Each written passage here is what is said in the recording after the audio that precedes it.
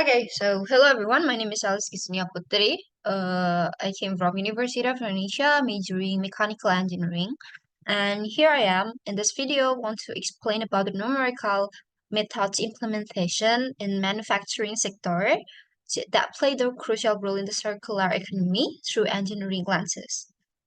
Okay, before we get into the cases, we have the E5 as our way of thinking, and in this problem-solving method, we have five steps that consist of consciousness, intention, initial thinking, idealization, and instruction.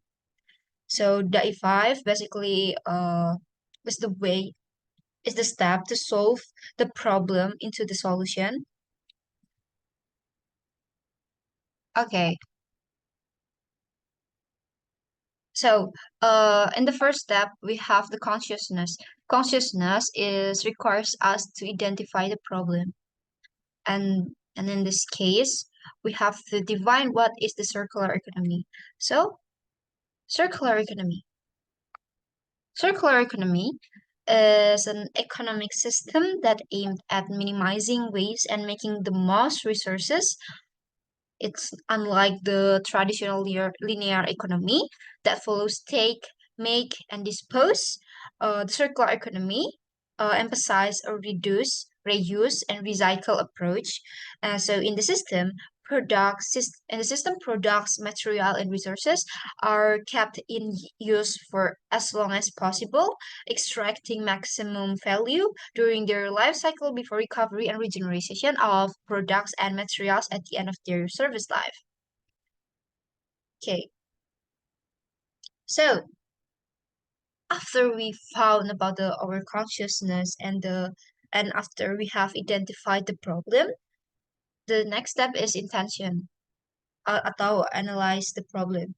So in this step, we have to know about the integration between the circular economy and engineering. So the integration of circular economy into engineering requires engineers to rethink traditional design and production methods to create systems that support the reuse, recycling, and regeneration of materials so that we have the sustainable design, resources optimization, and also innovative technologies. And after that, we move into the next step, which is initial thinking. In initial thinking, we have to extract and understand about the given material so that we have to know about the relationship in the manufacturing sector and the circular economy so that I use manufacturing sector as our focus on today.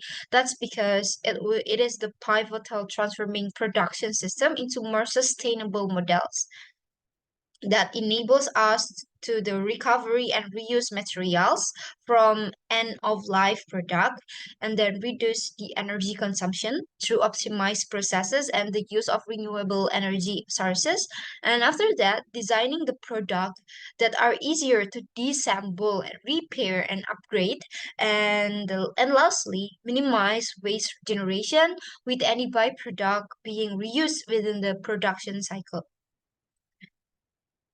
Okay, so, I found this video that very interesting that um, membahas tentang what if we what if we don't buy but we apa ya menyewa services. Jadi di sini di video ini explain us about the suatu metode baru dalam circular economy di mana kita menyewa suatu produk atau we do the contract with the company and then we use the product, and after that kalau barangnya sudah rusak atau barangnya udah nggak bisa dipakai, kita akan memberikan material-material yang rusak ini kepada perusahaan. Nah, contohnya di sini ada mesin cuci. Nah, mesin cuci ini rusak. Oke, akhirnya diambil sama the company. Di company nanti dia akan ulang kembali menggunakan disinilah aplikasi dari metode numerik digunakan.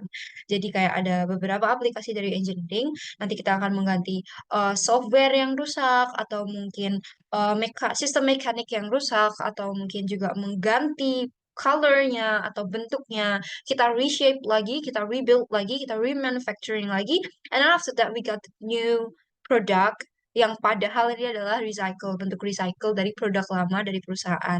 Nah, akhirnya kita bisa menggunakan produk ini lagi. Jadi kayak kita bisa menghindari kayak eh, yang sekarang akhir-akhir ini sedang marak yaitu e-waste atau electronic waste yang udah gak kepakai akhirnya barang-barang tadi tuh dibuang dan akhirnya mengotori lingkungan. Nah, di sini kita mengganti sistemnya menjadi contract change in dan contract change out. Jadi kita melakukan kontrak, kita menggunakan barang-barangnya, kemudian barang-barang nanti materialnya akan diolah kembali lalu diberikan kembali. Itu berlaku juga untuk transportasi, kemudian perusahaan-perusahaan besar yang contohnya seperti mesin fotokopi. Kalau di sini mesin fotokopi, jadi kayak kita menggunakan mesinnya karena kita membutuhkan resources kertas yang banyak, jadi kita akan menyewa dari suatu perusahaan, kemudian menggunakannya lalu mengembalikannya lagi. Nah, ini akan menghemat energi bahkan hingga 75%.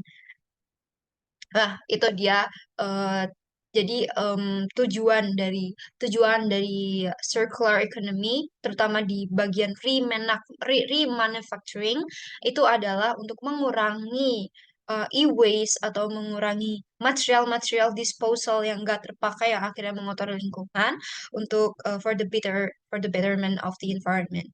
Oke, sekian presentasi dari saya. Mohon maaf bila ada kesalahan. Wassalamualaikum warahmatullahi wabarakatuh.